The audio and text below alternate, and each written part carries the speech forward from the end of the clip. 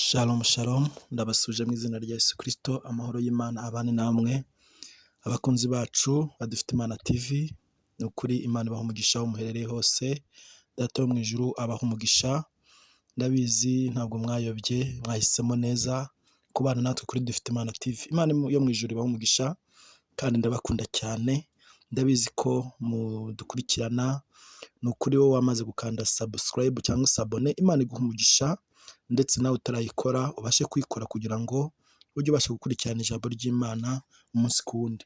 Hari ijambo Imana duteguriye muri iki gitondo dusanga muri Yobu ibice ni 36, turaza gusoma n'umurongo wa 11. Haravuga ngo nibanyumvira bakayikorera bazamara iminsi yabo baguwe neza, bazamara imyaka yabo bishimye. Amen. Haleluya, haleluya, haleluya. Ijambo ry'Imana riratubwiye ngo nibanyumvira ngo bazamara imyaka yabo ngo bishimye. Imana ishimwe. Ngo bazamara imyaka yabo banezerewe. Imana ishimwe. Haleluya. Ngo nibanyumvira ngo bakayikorera.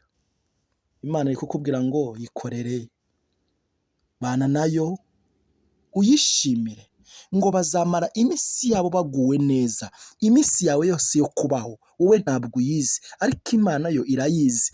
Ariko muri iyo myaka Imana iguhaye, muri iyo myaka Imana igutije, muri ubwo buzima Imana igutije, bana nayo mbese uzamara iminsi yawe yose. Imana izaguha ibyishimo, Imana izaguha umunezero, Imana izaguha ibyo ukeneye byose.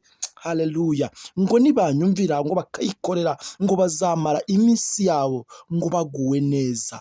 Imana ishimwe.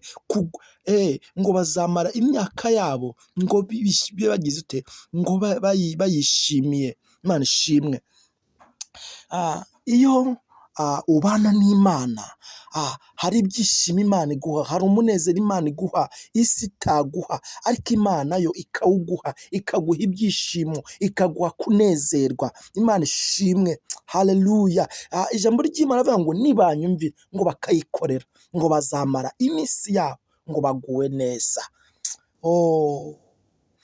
Reka nkubwire, wabuze amahoro, wabuze ibyishimo, ariko icyo usabwa ni ukuyumvira, ni ukumvira ijwi ryayo. Haleluya. Izagutiza iminsi yose, izagutiza iminsi yose yo kubaho kwawe, izayigutiza unezerewe, izayiguha unezerewe, izaguha ibyishimo mu buzima bwawe, izaguha ibyishimo mu bana bawe, izaguha ibyishimo mu kazi kawe, izaguha ibyishimo iminsi yawe yose yo kubaho kwawe kose. Amen. Ngo bazamara imyaka yabo ngo bari mu byishimo. Haleluya.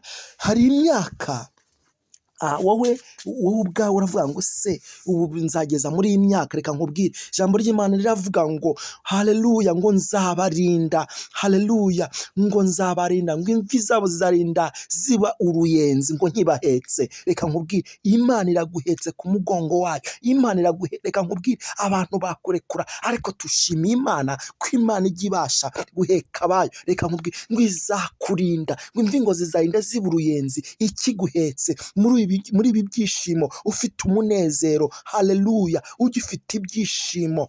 Imana ishimwe. Haleluya.